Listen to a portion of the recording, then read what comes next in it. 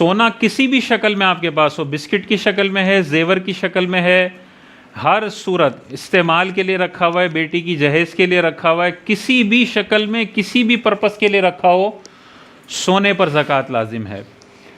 चांदी किसी भी शेप में हो, जेवर की शेप में हो, बिस्किट की शेप में हो, थोड़ी बहुत उसमें मिलावट हुई भी हो, किसी भी पर्पस के लिए रखी हुई हो, चांदी पर ज़कात है।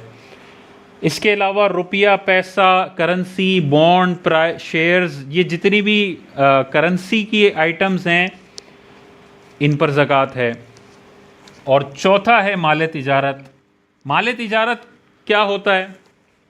जिसको ख़रीदते वक्त खालिसतन बेचने की नीयत हो, ख़रीदते वक्त खालिसतन बेचने की नीयत हो और आज तक बेचने की नीयत दिमाग में मौजूद हो, तो ये बनेगा माले तिजारत। जैसे मिसाल के तौर पर किसी का मोबाइल का बिज़नेस है और वो मोबाइल बेचने की नीयत से ख़रीदता है, तो ये दुकान में जितने मोबाइल इसके पड़े हुए होंगे उन सब पर ज़कात होगी। किसी की दूध की दुकान है, दूध का जितना स्टॉक इसके पास पड़ा हुआ है उस पर ज़कात होगी। तो जो जिस चीज़ का कारोबार करता है वो बेचने की नीयत से माल ख़रीदता है और वो साल के आखिर में जितना स्टॉक इसके पास पड़ा हुआ होगा उस पर ज़कात इसको देनी होगी। फ्लैट्स का कारोबार है, फ्लैट्स ख़रीदता है और बेचता है, तो जो फ्लैट उसने बेचने की नीयत से ख़रीदा उस पर ज़कात होगी। लेकिन अगर मिसाल के तौर पे 6 महीने इसने बेचने की नीयत से ख़रीदा हुआ था, अचानक इसका इरादा हुआ कि मैंने अभी ये बेचना नहीं है, अपने ज़ाती इस्तेमाल में लाना है, तो फिर वो माल तिजारत की कैटेगरी से बाहर निकल जाएगा, फिर उस पर ज़कात नहीं होगी। जैसे मिसाल के तौर पे किसी का मोबाइल का कारोबार है, उसने 10 मोबाइल बेचने की नीयत से लिए, तो ये 10 मोबाइल माल तिजारत हैं।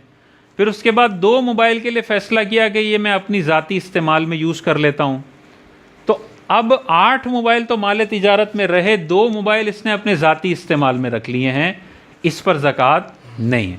जैसे रिहायशी घर है, रिहायशी घर सोना भी नहीं है, चांदी भी नहीं है, कैश भी नहीं है और माल तिजारत भी नहीं है, रहने के लिए लिया है, बेचने के लिए तो नहीं लिया। एक्स्ट्रा घर है, किराए पे चढ़ाने के लिए लिया है, बेचने के लिए नहीं लिया। तो किराए वाला घर भी सोना भी नहीं है, चांदी भी नहीं है, रुपया पैसा भी नहीं है और माल तिजारत भी नहीं है। इस्तेमाल का मोबाइल है, इन चारों में से वो कुछ भी नहीं है। सवारी है गाड़ी, चाहे 10 गाड़ियाँ हो बंदे के पास, लेकिन कोई भी बेचने की नीयत से नहीं ख़रीदी, तो गाड़ी ना सोना है, ना चांदी है, ना रुपया है और ना माल तिजारत है।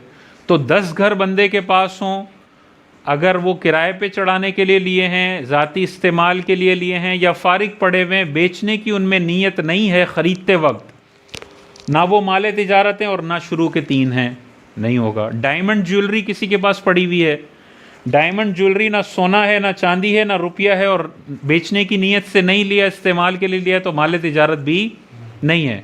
तो करोड़ों रुपए की डायमंड ज्वेलरी हो, उस पर ज़कात नहीं है। तो आप अब तसव्वुर करें, घर में जाएं, एसी देखें, एसी पर ज़कात होगी? नहीं है। गाड़ी पर ज़कात होगी? नहीं होगी। झूमर पर ज़कात होगी? नहीं होगी। प्लॉट लिया हुआ है मुफ्त बेचने के लिए, फिर होगा।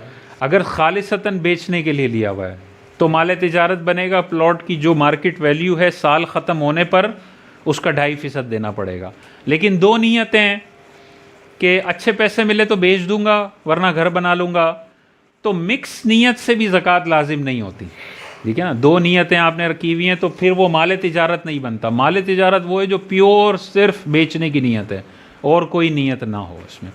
अच्छा, शुरू में बेचने की नीयत नहीं थी, दरमियान में आपने बेचने की नीयत कर ली, तब भी वो माल तिजारत नहीं बनेगा, ठीक है ना। ऐसे तो हर चीज़ हम बेचते हैं, घर का कबाड़ भी बेच रहे होते हैं, घर का एसी पुराना बेच रहे होते हैं, पुरानी गाड़ी बेच रहे होते हैं, उसमें वो तिजारत वाला कॉन्सेप्ट नहीं होता, ठीक है ना। इसको माले नामी रखा इसलिए कि जो बिज़नेस बंदा करता है ना जिन चीज़ों का, वो इधर आएंगी, ठीक है।